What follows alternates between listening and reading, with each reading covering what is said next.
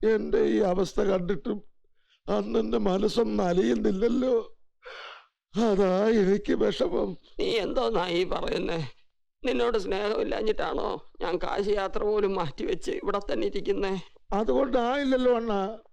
എന്നെക്കായാലും വിശ്വാസം അണ്ണന് ആ ആറുമുഖ തമ്പിയല്ലേ. എന്നാര് പറഞ്ഞു? തമ്പിയുമായിട്ട് ചില ഏർപ്പാടുകളൊക്കെ ഉണ്ട്. എന്ന് വെച്ച് നിന്നെ പോലാന്നോ എനിക്കവൻ? ആ ഏർപ്പാടുകളൊക്കെ എത്രയും പെട്ടെന്ന് തീർക്കണമെന്നാ ഞാൻ പറയുന്നത്. തീർക്കണം. ഞാനത് നേരത്തെ വിചാരിച്ചതാ. അവസരമൊത്ത് വരട്ടെ. എപ്പോ എങ്ങനെ തീർത്താലും ഈ അനിയന്റെ കാര്യം ഓർമ്മ വേണം. എന്റെ മനസ്സ് നീയേ ഉള്ളടാ ഫൽഗു. അത് മതിയണ്ണ.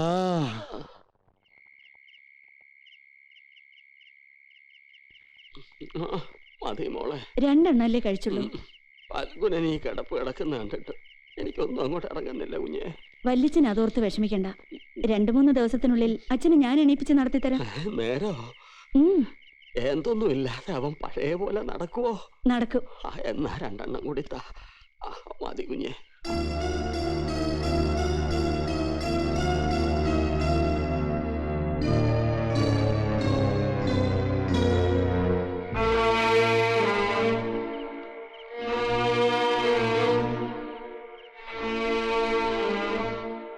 വന്നേ പിന്നെ ഒരു വക കഴിച്ചിട്ടില്ല.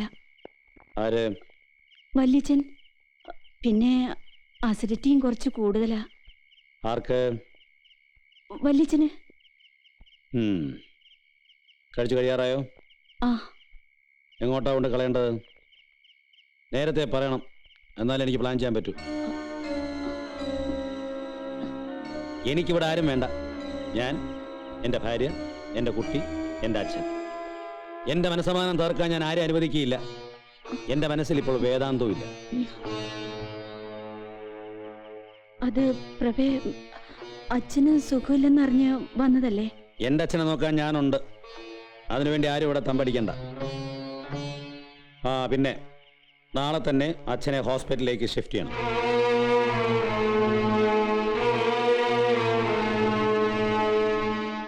ചതിച്ചോ വയ്ക്കത്തപ്പാ?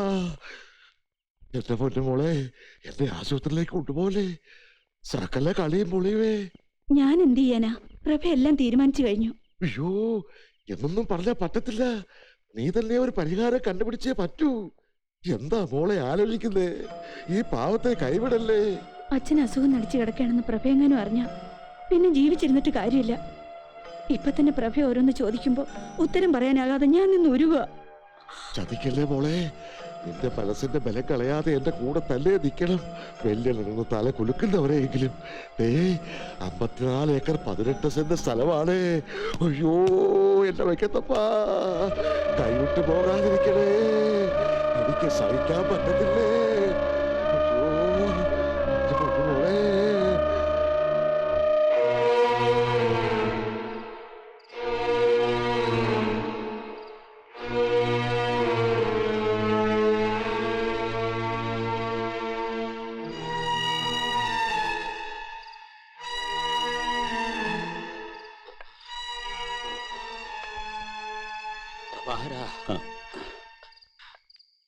ഒരു മനസമാധാനത്തിന് വേണ്ടി ചോദിക്കുക. എന്റെ ഫൽഗു ഇനി എഴുന്നേറ്റ് നടക്കൂടാ? വാദത്തിന് ആയുർവേദമല്ലേ മോനെ നല്ലത്? കിട്ടും അവന് അവസാനം കുറച്ചെങ്കിലും ആശ്വാസം കിട്ടിയിരുന്നത് അതിലാ. ഇത് ആയുർവേദം കൊണ്ട് തീരില്ല. പിന്നെ തെരണ്ടിവാല് കൊണ്ട് തല്ലണം. നീ നിന്റെ അച്ഛനെ കുറിച്ചാ പറഞ്ഞേ? അച്ഛനായി പോയതാണ് എന്റെ ദുഃഖം. എന്തുവാടാ പറഞ്ഞേ? പറഞ്ഞാൽ വല്യച്ഛൻ ഞെട്ടരുത്. എന്റെ അച്ഛന് യാതൊരു അസുഖവും. അവൻ 2 കാലം തളർന്ന അഭിനയം, കലർപ്പില്ലാത്ത അഭിനയം. എന്റെ അച്ഛൻ, എന്റെ ഭാര്യ, ഇവിടെ എല്ലാവരും അഭിനയിച്ചുകൊണ്ടിരിക്കുക വല്യച്ഛ. എന്തിന്? എന്തിന്? അത് ഞാൻ ബോധ്യപ്പെടുത്തി തരാം. കുറച്ചുകൂടെ കഴിയട്ടെ. എന്തുവാടാ ഈ പറയുന്നേ? ഇനി അങ്ങോട്ട് വിചിത്രമായ പല കാര്യങ്ങളും വല്യച്ഛൻ കാണും, കേൾക്കും. എനിക്കൊന്നും മനസ്സിലാകുന്നില്ല. എന്ത് കാര്യത്തിനും വല്യച്ഛൻ എന്നെ ചോണം.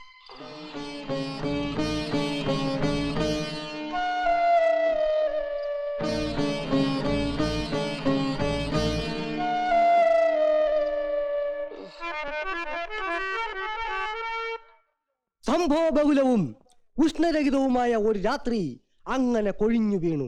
പക്ഷേ ഒന്നും സംഭവിച്ചില്ല. അടിമോളെ സിംബൽ. പ്രിയമുള്ളവരെ, ഭീഷ്മാചാര്യർ ശരശയ്യയിൽ നിന്ന് എഴുന്നേൽക്കാതെ ഒന്നും സംഭവിക്കുമെന്ന് തോന്നുന്നില്ല. അത് കഴിഞ്ഞാൽ എന്തും സംഭവിക്കാം. അതുകൊണ്ടാണ് ഭഗവാൻ ഭഗവത്ഗീതയിൽ പാടിയത്. ഭഗവാൻ ഭഗവത്ഗീതയിൽ പാടി സംഭവാമി യുഗേ യുഗേ, സംഭവാമി യുഗേ യുഗേ.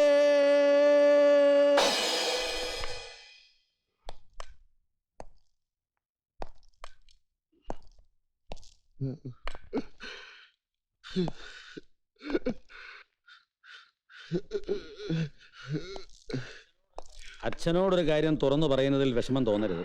എന്റെ മനസ്സിന് വിഷമം വരുന്ന ഒരു കാര്യം മാത്രം നീ എന്നോട് പറയരുത്.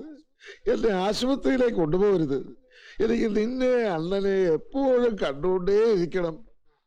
കൈക്ക് എങ്ങനെയുണ്ട്? ഒരു കുഴപ്പമില്ലല്ലോ, അതേ കണ്ടില്ലേ. അങ്ങനെ വരാൻ വഴിയില്ലല്ലോ. 2 കാലം തളർന്ന സ്ഥിതിക്ക് 18 മണിക്കൂറിനുള്ളിൽ കയ്യും തളരേണ്ടതാണ്. ഓ, എന്താ അച്ഛാ? എന്റെ 2 കൈയും പൊക്കാൻ പറ്റുന്നില്ല മോനെ. ഇതാണ് ഈ അസുഖത്തിന്റെ കുഴപ്പം. വലിയ നമ്മുടെ ആലുശ്ശേരി ഭാർഗവൻ പിള്ളയില്ലേ, പുള്ളിക്കും ഇതേ അസുഖമായിരുന്നു. 2 ആഴ്ചക്കുള്ളിൽ ഞാൻ നടത്തിച്ചു. അച്ഛൻ നാക്കൊന്ന് നീട്ടിക്ക്. അയ്യോ, എന്റെ നാക്കിനൊരു കുഴപ്പമില്ല. മാത്രമല്ല പഴയതിനേക്കാളും വളരെ വ്യക്തമായി സംസാരിക്കാനും കഴിയുന്നുണ്ട്. വിശപ്പോ? അതേ ഉള്ളൂ. എന്നാ വിശപ്പാ. അങ്ങനെ വരാൻ വഴിയില്ലല്ലോ. ഭാർഗവൻ പിള്ളയ്ക്ക് അസുഖം വന്നപ്പോ ആദ്യത്തെ 8 ദിവസം ഞാനൊന്നും കൊടുത്തില്ല. കാരണം ഒന്നും ഇറങ്ങിയല്ലായിരുന്നു. അത് ഭാർഗവൻ പിള്ളക്കല്ലേ, ഞാൻ ബൽകുല കുറുപ്പാ, എനിക്ക് ഇറങ്ങും. ഏതായാലും ഞാൻ ചികിത്സ തുടങ്ങാം. വലിയ ഒരു കണ്ണ് വേണം.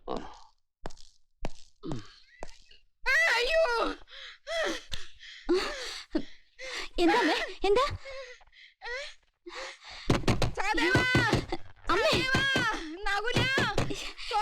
എന്താണ് പറ അമ്മേ. എന്താ ആർക്കും ഒന്നും കൊടുക്കാതെ പ്രഭാകരൻ മുഴുവനും അടിച്ചു മാറ്റും. ഈ പാതിരയ്ക്ക് അമ്മയ്ക്ക് എങ്ങനെ തോന്നാൻ? ഉറക്കത്തിൽ തോന്നിയതൊക്കെ ഫലിച്ചിട്ടുമുണ്ട്. 54 ഏക്കർ 18 സെന്റ്. ചിറ്റപ്പൻ എങ്ങും തൊടാതെ നിന്നപ്പോഴേ എനിക്ക് സംശയം തോന്നിയതാ. ആയുർവേദമല്ലേ, സാവധാനത്തിലെ പ്രവർത്തിക്കൂ. അപ്പൂപ്പനാണെങ്കിൽ ഒന്നും അങ്ങോട്ട് വിട്ടു പറയുന്നതുമില്ല. ഐഡിയ. എന്താ ഐഡിയ? എന്റെ രാഷ്ട്രീയ സ്വാധീനം വെച്ച് നമുക്ക് അപ്പൂപ്പനെ CBI കൊണ്ട് അറസ്റ്റ് ചെയ്യിച്ചാലോ? അവരുടെ കയ്യിലാണെങ്കിൽ ലൈ ഡിറ്റക്ടർ ഉണ്ട്. അത് വെച്ച് ടെസ്റ്റ് ചെയ്താൽ 54 ഏക്കർ 18 സെന്റിന്റെ കാര്യം കിളവൻ മണി പോലെ പറയും. ഓ, ഒരു CBI. ലോക്കൽ പോലീസിനെക്കാളും മിടുക്കന്മാരൊന്നും അല്ല CBI. ഇവിടെ എത്രയോ കേസുകൾ CBI തെളിയിച്ചിട്ടുണ്ട്. ലോക്കൽ പോലീസെ മൊട്ട ഇട്ടിട്ടുള്ളൂ. അതൊക്കെ പണ്ട്. എടാ, CBI നല്ലൊരു കേസ് തെളിയിച്ചിട്ട് എത്ര കൊല്ലമായി? അയ്യോ, വേണ്ട.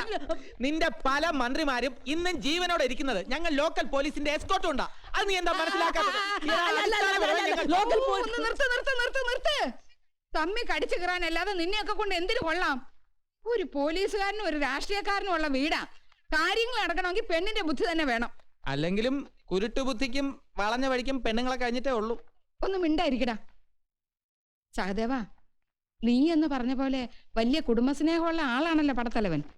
ഞാനൊന്ന് പറയാം, നീ അതുപോലെ അങ്ങ് ചെയ്യും.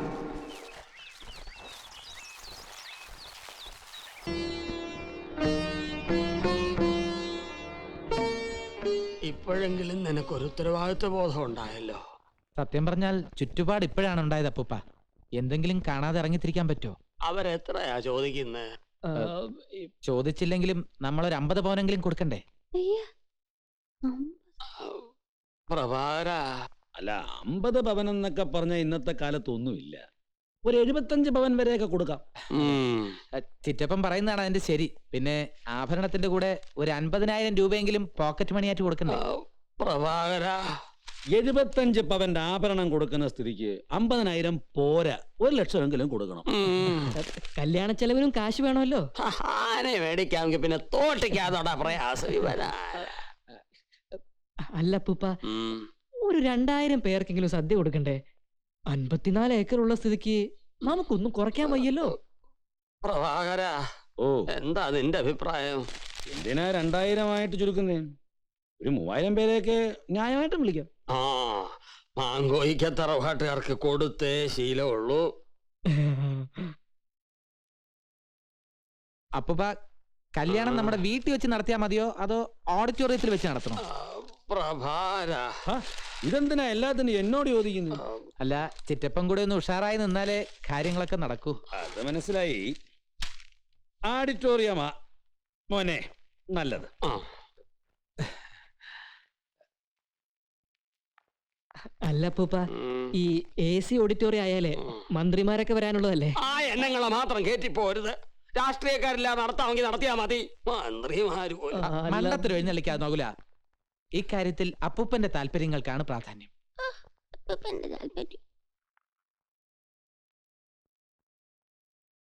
എന്റെ വക്കത്തപ്പാ, എന്തൊക്കെയാ ഞാൻ ഈ കേക്കുന്നത്? പെങ്ങള് പറഞ്ഞത് നേരാണോ? ഞാൻ എന്തിനാ ഫൽഗു കള്ളം പറയുന്നത്? വല്യണ്ണ എല്ലാം സമ്മതിച്ചു. പ്രഭാകരൻ പിന്താങ്ങുകയും ചെയ്തു. അവൻ എന്റെ മകനാണോന്നാ എനിക്കിപ്പോ സംശയം. നീ എന്തൊക്കെയാടാ ഈ പൊലമുന്നത്? ഒരു പെണ്ണിറങ്ങി പോകുന്ന കാര്യല്ലേ, നടക്കട്ടെ. ആ കൗസല്യയുടെ കാര്യത്തിലും വല്യണ്ണ എന്തെങ്കിലും ചെയ്യാതിരിക്കില്ല. മറ്റുള്ളവരുടെയൊക്കെ കാര്യം നടത്താനാണെങ്കിൽ പിന്നെ ഞാൻ എന്തിനായി കിടക്കുന്നത്? എനിക്കും അത് ഓർത്തിട്ടാ വിഷമം.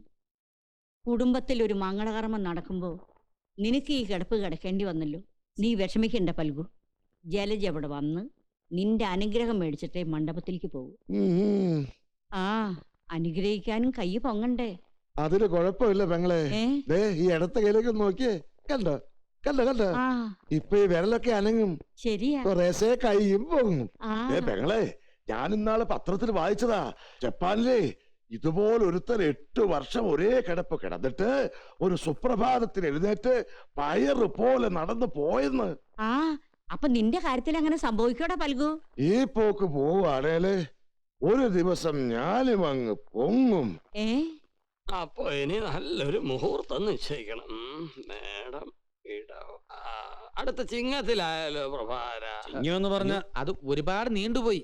ശുഭസ്യ ശീഘ്രം എന്നല്ലേ അപ്പൂപ്പൻ എപ്പോഴും പറയാറുള്ളത്. അത് വലിച്ചോ? ഓ, ബാക്കി കാര്യത്തിലൊക്കെ ഏർപ്പാടായി.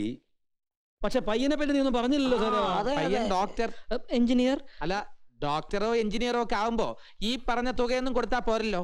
നമ്മള് ഇപ്പൊ തീരുമാനിച്ച വ്യവസ്ഥകൾക്ക് ഒതുങ്ങുന്ന ഒരു പയ്യനെ കണ്ടുപിടിക്കണം. പയ്യനെ കണ്ടുപിടിക്കണോ? അതെന്താടാ അവൻ ഒളിയിൽ പോയോ? വല്യച്ഛന് മനസ്സിലായില്ലേ? ഇല്ല. ചെറുക്കൻ ഇതുവരെ ആയിട്ടില്ല. ഏ? ഇനി വേണം കണ്ടുപിടിക്കാൻ. അതെന്നാ ഏർപ്പാടാടാ? ആ ഏർപ്പാടിന്റെ പേര് കാള പെറ്റു കയറെടുത്തു. ഇല്ല സാറേവാ? അതല്ല അപ്പൂപ്പ, അപ്പൂപ്പനോടൊരു വാക്ക് ചോദിച്ചിട്ട് പയ്യനെ അന്വേഷിച്ചു തുടങ്ങാമെന്ന് വിചാരിച്ചു. കാര്യങ്ങളൊക്കെ ഇത്രയായ സ്ഥിതിക്ക് ഇനി ഞങ്ങൾ ആലോചനയുമായിട്ട് മുന്നോട്ട് നീങ്ങട്ടെ അപ്പൂപ്പ. ഇതെന്ത് ചോദ്യമാടാ മോനെ? ജലജയ്ക്ക് ഒരു നല്ല ആലോചന വന്ന അപ്പൂപ്പൻ വേണ്ടാന്ന് പറയുവോ?